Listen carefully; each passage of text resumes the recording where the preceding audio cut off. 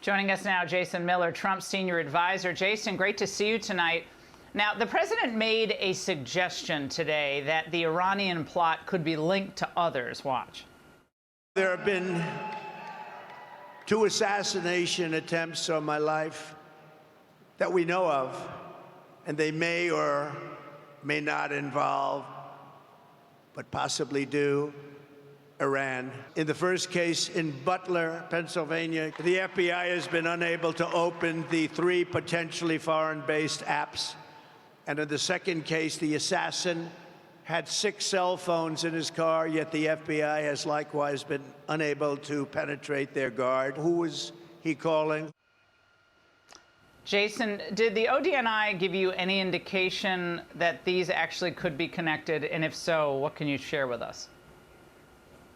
Yeah, Laura, so it wouldn't be appropriate for me to talk about a meeting that President Trump had with intelligence officials. But what I can say here is that I'm absolutely disgusted that Kamala Harris and Joe Biden can laugh about this or completely ignore it. You heard from President Trump today that if there was another country that was making threats or potential assassination attempt on a leader such as himself or on one of his political opponents, he would take immediate action. He would send a signal that they would be blown to smithereens. This is not just some political attack. This is not simple election interference. Laura, this is an attack on the entire United States. Where's Hakeem Jeffries? Where's crying Chuck Schumer? Where are the Democrats? Where's the mainstream media? This is not a time for jokes. They're talking about our sacred institution of elections and our way of life, our democracy. President Trump has come within 1/8 of an inch of his life for him not being here from a first assassination attempt. Fortunately, we had a very responsive and well-acting Secret Service agent that prevented a second attempt from happening.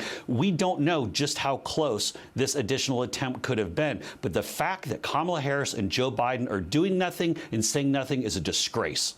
Well, I mean, Biden should really give an address to the nation on this, should he not? I mean, they're so worried about election interference. They spent years browbeating the nation about threats that they said were engineered by Donald Trump himself. It was all a lie.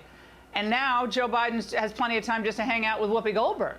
I mean, it's insane. Yeah, it's The View, of all places, you have this active threat against President Trump, who, again, he's not just some candidate, he's a former and future president of the United States. And even some of these details that are coming out that we saw today, for example, the fact that the assassination attempt at Butler was the first event where they had counter snipers. Yeah, and good, I'm glad you're going to get to that, because there's a cultural issue. President Trump has said repeatedly how much he respects the brave men and women who are part of his detail with the Secret Service, but culturally and structurally, that institution needs to be changed. I don't know why it hasn't been done already. This, again, this is an attack on all Americans. The other thing, too, is why are U.S. taxpayers then paying to protect the president of Iran, who's in New York for UNGA this week, the UN General Assembly? Meanwhile, there's a threat against President Trump from that same country. I don't understand what's going on, but a lot of this goes back to Afghanistan. As soon as these foreign leaders saw the disgraceful withdrawal from Afghanistan that Biden and Harris completely bungled, then there was no more sense of deterrence. It was game on, and our adversaries were after us. And what we're seeing now is possibly one of the most sincere threats to our sovereignty that we've ever seen in our nation's history. Jason, I'm going to go into depth about the global elites kind of galvanizing against Trump. And that's coming up soon on the show. But I would like the campaign's response to what the mayor of London and others have said, essentially warning Americans against re-electing Donald Trump. Your reaction tonight to that? Yeah, I think they should mind their own business. The fact of the matter is, when you have a strong American presidency, you have strong democracy all around the world.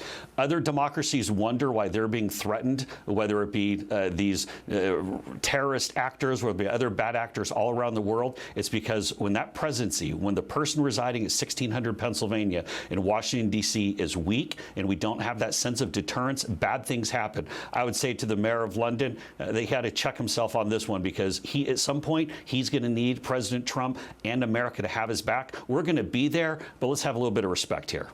All right, Jason, thank you so much for joining. Hey, Sean Hannity here. Hey, click here to subscribe to Fox News YouTube page and catch our hottest interviews and most compelling analysis. You will not get it anywhere else.